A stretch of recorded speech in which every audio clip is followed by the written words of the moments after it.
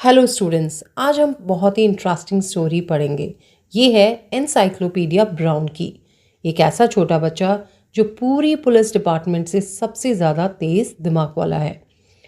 इडावन नाम के शहर में एनसाइक्लोपीडिया ब्राउन नाम का लड़का रहता था और उसका असली नाम था लेरॉय, पर सब उसे एनसाइक्लोपीडिया बुलाते थे। क्यों? क्योंकि उसके दिमाग में A to Z सारी इन्फॉर्मेशन रहती थी। बच्चे कहते थे कि वो तो चलता फिरता लाइब्रेरी और कंप्यूटर है, लेकिन उससे ज़्यादा यूज़र फ्रेंडली। अब सोचो, उसके पापा कौन थे? वो थे चीफ ऑफ पुलिस, यानी पूरे शहर के पुलिस चीफ। चीफ ब्राउन बहुत स्मार्ट थे, पर जब भी उन्हें कोई केस सुलझाने में मुश्किल आती तो वो क्या करते थे? सीधे घर जाते, डिनर की टेबल पर बैठते और उनके बेटे एनसाइक्लोपीडिया को बस कुछ बातें बताते। और फिर क्या, खाना खत्म होने से पहले केस सॉल्व। अब बताओ, कौन मानेगा कि देश का सबसे तेज डिटेक्टिव कोई क्लास 8 का स्टूडेंट है? इसलिए चीफ ब्राउन कभी किसी को ये बात नहीं बताते थे और लेरॉय भी कभी अपनी शान नहीं बखारता था और बस शांत रहता, जैसे कि वो एक आम बच्चों जैसा ही है। ट्यूसडे नाइट डिनर पर चीफ ब्राउन सूप की तरफ देख रहे थे। अब एनसाइक्लोपीडिया और उसकी मम्मी समझ गई कि हाँ, पापा के पास एक नया केस है। चीफ बोले, कल टिम नोलैन की डेथ हो गई। मम्मी बोली, अरे ये नाम तो सुना है। क्या वही नहीं था जो किसी ज्वेलरी चोरी में शामिल था?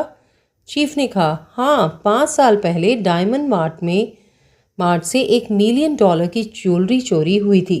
2 नकाबपोश आदमी थे।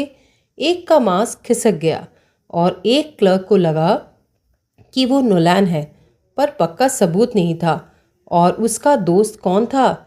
Daniel Davenport. दोनों पहले जेल में मिले थे और फिर साथ रहने लगे। पुलिस को हमेशा शक था कि वही दोनों चोर है, पर ना सबूत और ना कोई गवाह, और चोरी का माल वो कभी मिला ही नहीं।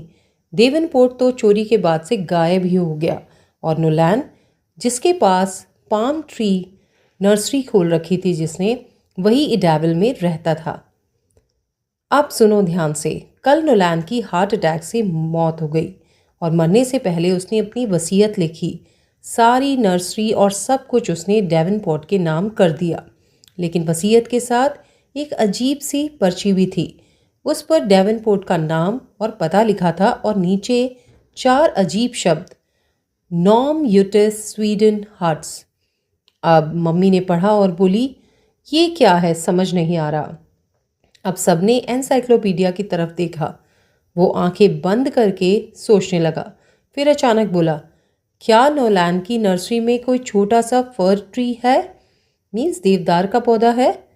चीफ बोले, हाँ है तो, एकदम साउथ साइड में। सब चौंक गए। तुम्हें कैसे पता? एनसाइक्लोपीडिया मुस्कुराया और बोला, वो 4 शब्द असल में दिनों के नाम है। बस नोलैन ने डे हटा दिया और जो लेटर्स हैं उनको आगे पीछे कर दिया। जैसे नॉम इज़ मंडे, यूटिस means Tuesday, Sweden is Wednesday, hearts means Thursday. अब सोचो, इन 4 के बाद कौन सा दिन आता है? फ्राइडे। यस, यानी 5th वर्ड था फर। तो असली मतलब ये निकला कि चोरी का सारा माल उस फर ट्री के नीचे दबा है।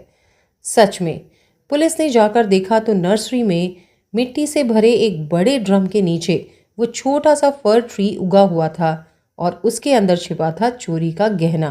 तो बच्चों, देखा आपने कैसे एक क्लास 8 स्टूडेंट ने इतने बड़े पुलिस केस को चुटकियों में हल कर दिया। और आपको आपकी क्लास की अब तक की सबसे इंटरेस्टिंग स्टोरी कौन सी लगी? कमेंट करके ज़रूर बताएं।